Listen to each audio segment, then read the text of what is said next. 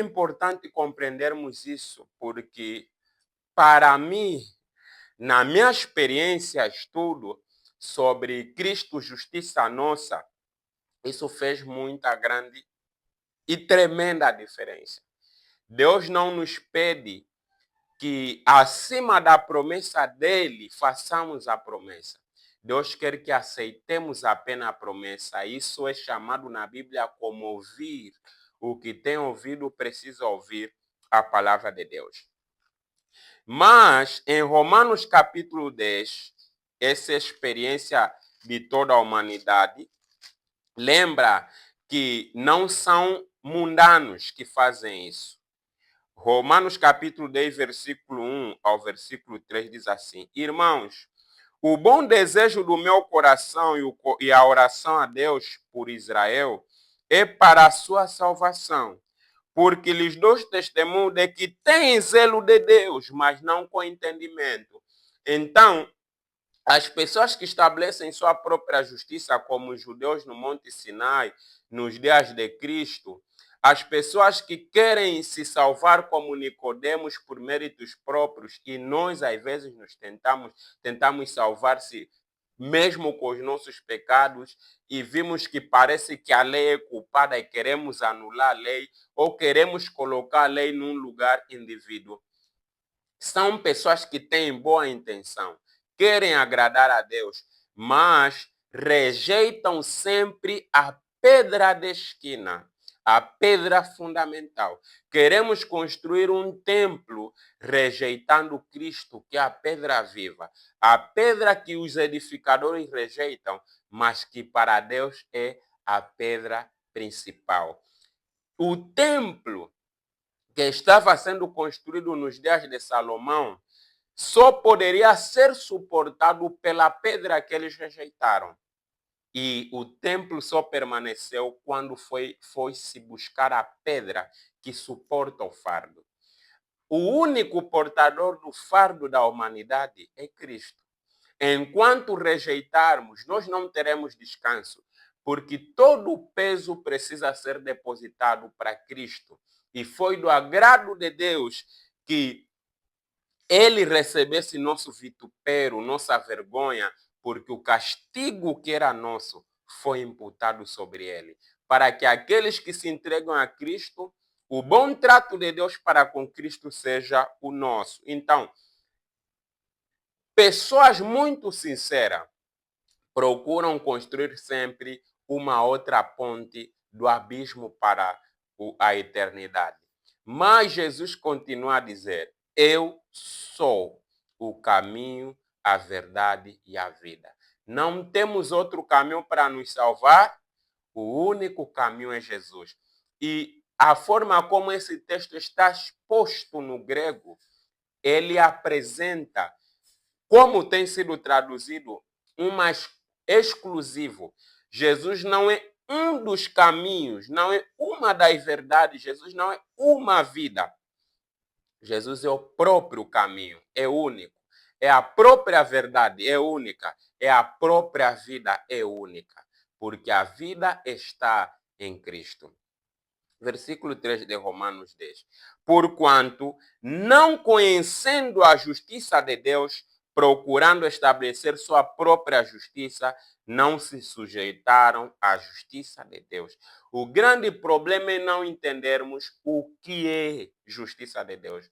O padrão da justiça de Deus é tão elevado que nenhum ser humano conseguirá alcançar. O padrão da justiça de Deus é tão exaltada que nenhum anjo pode alcançar. Por isso que Jó diz que até Deus encontra imperfeição nos anjos e nem mesmo o céu é perfeito para ele. Então, diante dessa imensa justiça, é em vão procurarmos estabelecer a nossa própria justiça. E foi isso que os judeus não compreenderam e até hoje muitos de nossos irmãos não entendem. Estão procurando estabelecer sua própria justiça, voltando na obediência das leis e estatutos. O cerimonialismo judaico, o véu, a proibição das mulheres de frequentarem os cultos quando estão no período menstrual, a obediência às luas novas, o não cortar barba, não cortar cabelo, tudo isso foi sim estabelecido por Deus, mas era por causa da natureza do concerto que os judeus tinham. Eram coisa temporal. Por isso que nós estamos a falar de concerto eterno e concerto temporal. Concerto eterno traz leis eternas, estatuto eterno, mas o concerto temporal traz leis temporais, estatuto temporais e preceito temporais. Tinha um limite, tinha um tempo determinado. Gálatas capítulo 4, versículo 4, diz o seguinte: mas, vindo a plenitude dos tempos, Deus enviou seu filho, nascido de mulher, nascido sobre a lei. Versículo 5. Para remir os que estavam debaixo da lei, os escravos. E essa escravatura era gerada por causa do concerto do Sinai, como nós já lemos na primeira apresentação, a fim de recebermos a adoção de filho. Então, esse filho é o filho da promessa, porque também o concerto do Sinai gera filhos, mas filhos escravos, que é Ismael. Infelizmente, os judeus nunca aceitaram isso. Mesmo estando no cristianismo, eles procuraram voltar sempre para o judaísmo. E vê, Atos capítulo 15, versículo 1,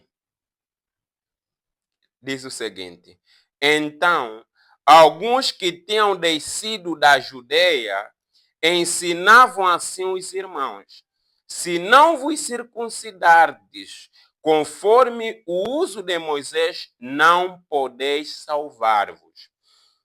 Então, aqui nós temos um outro caminho, um outro meio de salvação, que não é o do concerto eterno. O que mais ou menos aqui estava se ensinando? Que precisamos levar os dois sistemas, aceitar tanto Cristo como justiça nossa e ao mesmo tempo levar o fardo que durante 2000 anos os judeus não conseguiram carregar.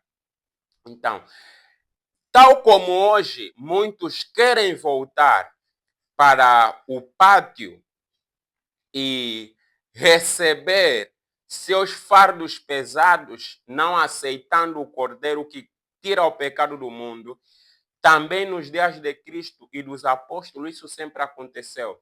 De quando em quando se levanta dentro do cristianismo pessoas que querem levar o povo de volta ao concerto do Sinai.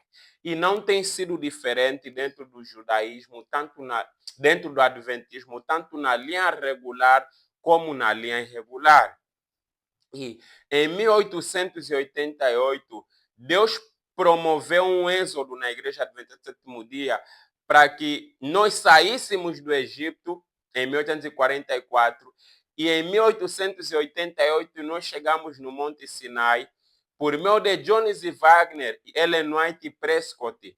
Deus estava falando ao seu povo, Deus estava fazendo concerto com o seu povo, mas Butler, A.R. Smith, a G. Daniel e hoje os simpatizantes desse sistema continuam a estabelecer na Igreja Adventista do Sétimo Dia o sistema judaico de salvação. Salvação pela lei, salvação pela obediência própria, e não aceitamos as promessas de Deus. Cristo deixa de ser justiça.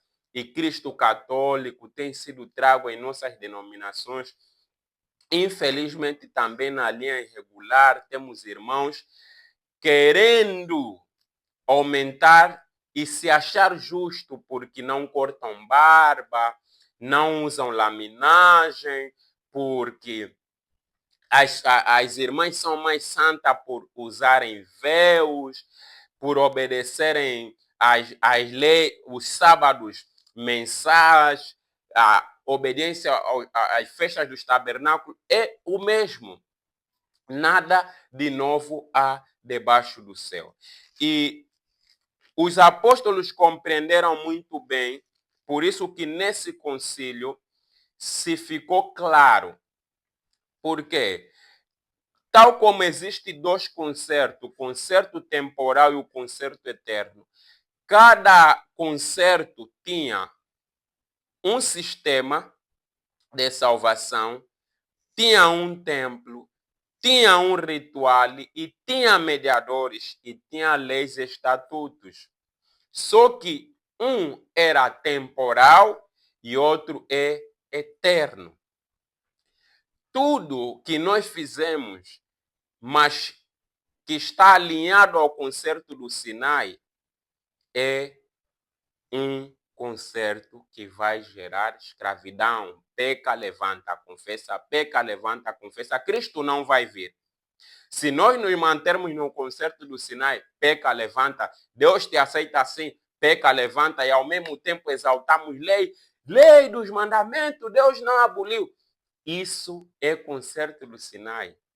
Nós, como povo, no sentido geral, Laodiceia encontra-se no concerto do Sinai, porque Laodiceia, em vez de ouvir a voz de Deus, Laodiceia faz uma promessa em cima da promessa de Deus. Apocalipse capítulo 3, versículo 14 ao versículo 21. E ao anjo da igreja que está em Laodiceia escreve, isto diz o Amém, testemunha fiel e verdadeira, o princípio da criação de Deus. Eu sei as tuas obras, que nem és frio nem quente, oxalá foras frio ou quente. Assim, porque és morno e não és frio nem quente, vomitar-te da minha boca. Como dizes, rico sou, estou enriquecido e de nada tenho falta. Não sabes que és um desgraçado, miserável e pobre, cego e nu. Aconselho-te que de mim compres ouro, provado no fogo, para que te enriqueças, vestidos brancos para que te vistas, e não apareça a vergonha da tua nudez, e que unjas os teus olhos com colírio para que vejas. Eu repreendo e castigo a todos quanto amo. Sê, pois, zeloso e arrependa-te. Então, nós vemos aqui o mesmo sistema. A Igreja Adventista do Sétimo Dia entra na condição de Laodiceia em 1888. Por quê? Porque enquanto Cristo estava sendo proclamado como está nossa, por meio de Jones e Wagner, a igreja, na liderança, disse, rico sou. Não preciso dessa mensagem que Cristo está trazendo por meio de Jones e Wagner, e livros têm sido escritos para denigrir, rebaixar, para combater a mensagem de 1888 e mentimos como igreja dizendo que aceitamos. Não aceitamos porque continuamos com vida de peca, levanta, cai, levanta. E por causa desse desapontamento, até alguns dizem que é impossível pararmos de pecar. Isso é condição de Laodiceia. Desde 1888 para cá, nós fizemos nosso próprio conceito. A igreja criou um outro método de salvação por meio da Conferência Geral, por meio dos líderes. Nós hoje temos um outro Cristo, uma outra mensagem de justiça pela fé. Esse é o mesmo comportamento, a síndrome dos judeus.